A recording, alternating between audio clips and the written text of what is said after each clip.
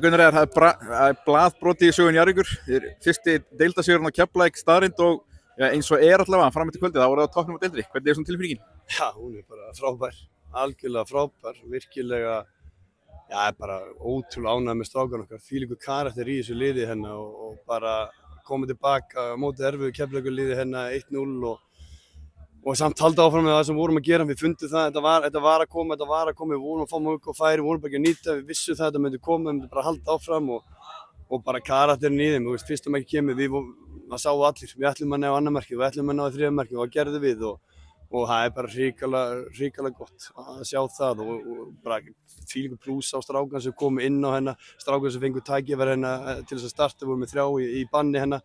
Þetta er akkurat sem ég er búinn að tala um, það er þessi hópur sem verið með hennar, ég treysti ykkur einasta leikmann til að spila hennar fyrir mig og það er svo ógeðslega gott að sjá það sem þjálfari að allir séu og allir eru í þessu saman. Eins og segir, þá vantaði 3 svona, stóra pósta í liðið í dag, bara hversu mikið svona gerir það að sigurinn stærra að ykkur leiti? Nei, eins og sagði raunin ekki. Við erum bara saman 20 pluss í þessum hóp og við treystum hverjum einasta leikmann til að spila hennar og hvort það heitir þetta eða hitt skilur, það er bara næstum maður inn og þeir sýndu þetta í dag og við sýndum þetta í dag, við erum með góðan hóp og við erum tilbúin í hvað sem er. Svona þið leituð ekki neitt svona buga á okkur finna þó að það hefur lent undir?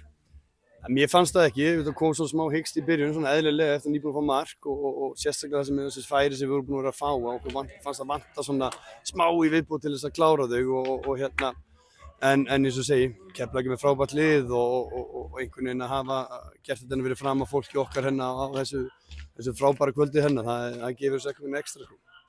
Er núna með jafnmörg stig og eftir fyrrhlutann í fyrra og eigið leik í hendi? Þannig að það er ennþá möguleiki á að byrja betur hlutann í fyrra?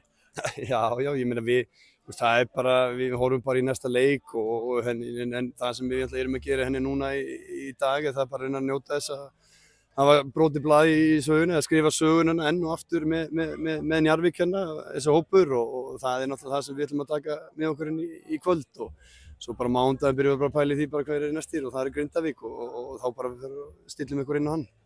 Eins og segir Grindavík næstir, það er annar nágrannaslagur, hvernig svona leggst sá slagur ykkur, fáið þetta viku til að undirbúa? Já, bara frábærlega, eins og segir, standi á slagunum okkur frábært, mórallin er frábært, við erum góðir þegar við erum on, ég múið segja öllu villu sem við farið í og mér fannst við vera on þó svo við náðum ekki sem fyrsta marki fyrir en að þeir voru búin að skora en það sýnir þá bara líka, þeir eru líka með geðveika karakter í þessu lið, það er bara þannig Takk fyrir. Nei, jú, er þú það? Nei, er þú búinn? Nei, þetta er ekki búinn. Nei. Já, það segja það, fyrir ykkur Njarðvíkinga munið það að nú er Reykjanesbær loksins orðið grænn. Litli bróður er ekki lítill lengur, nú er hann orðinn heldur stór, þannig að njótið meðan getið. Takk fyrir.